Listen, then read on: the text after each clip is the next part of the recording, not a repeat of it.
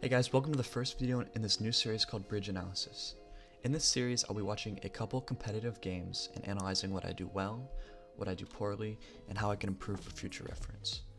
Make sure you hit the subscribe button if you want to see more content like this, and without further ado, let's get right into it.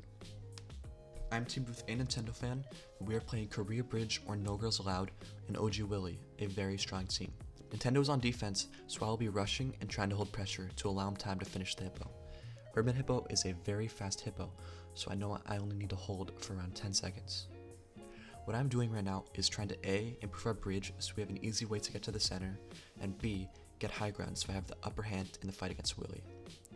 I let him bypass because I trust Nintendo, and I know that the wing advantage is much greater than temporary loss of pressure. Also, I know that Korea has to counter my wing, so I'm able to shoot him off while he is bridging and start winging from his platform, and now I am in a very good spot. OG Willie has to defend Nintendo, so I just have a 1v1. I build up to bait him into towering, and I'm able to go under him and hit him away for the easy goal. 1-0.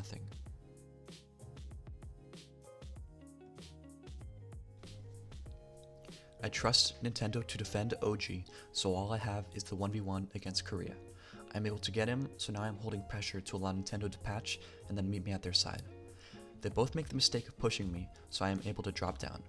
I lean into the hit, so I land where I want to land, and Nintendo is on the other side, making it very hard to defend both of us. Korea bypasses, and due to lack of communication, we both drop for him. This allows Willie to get pressure, and though I shoot him, he lands on the lower wing. I make the mistake of racing and leaving 2 at the base for Nintendo to defend against. This goal is 100% my fault. I beat Korea in a 1v1, and I bypass, gapping once I'm out of bowshot range. I know that Korea is very aggressive on defense, so I go low and force him to void. I make a head hitter and bait him to drop, which he does, but I'm unable to trap him in, and he is able to get me.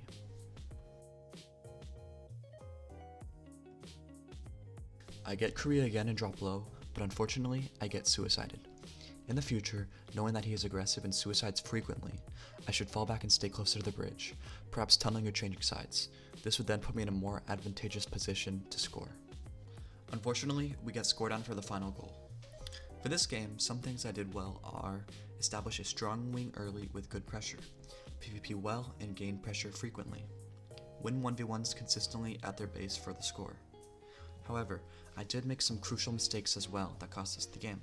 These include leaving Nintendo with both of them while I take a bad race, get killed too many times while wall running, miscommunicated who has who on defense. Overall, it was a close game against a very good team. Let's see how the next game looks. Whereas Urban is a fast hippo map, Hyperfrost takes a very long time to hippo. Nintendo only hippos mid to help me get pressure early. I again get high ground and hold Willie.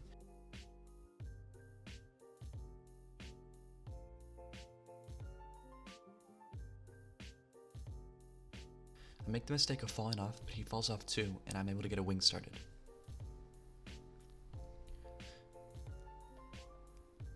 I shoot Willie, and then I use high ground to knock Korea off. I know that Willie is going to aggressively defend me, so I make a head hitter and bypass immediately. He boosts me to a bad spot, but I'm able to clutch on the side islands. I take more damage, but I'm able to survive with just 1 heart left for the score. Because Nintendo is finishing the hippo, it's up to me to defend Willie. I get him low, then tell Nintendo where he is. Korea starts mining in 2, and we are in a very bad spot.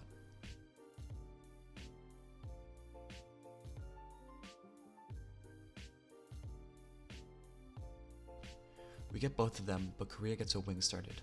I defend Willie one last time, but the wing is very strong. We'll see if defending was worth it for giving up the wing.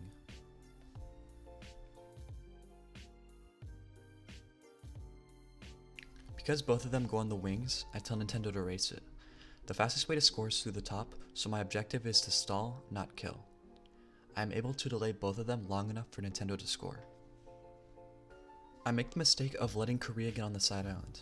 I'm in a bad spot to defend and give up the goal. In the future, I think not going out on the bridge in the first place and defending the islands earlier is the smarter move.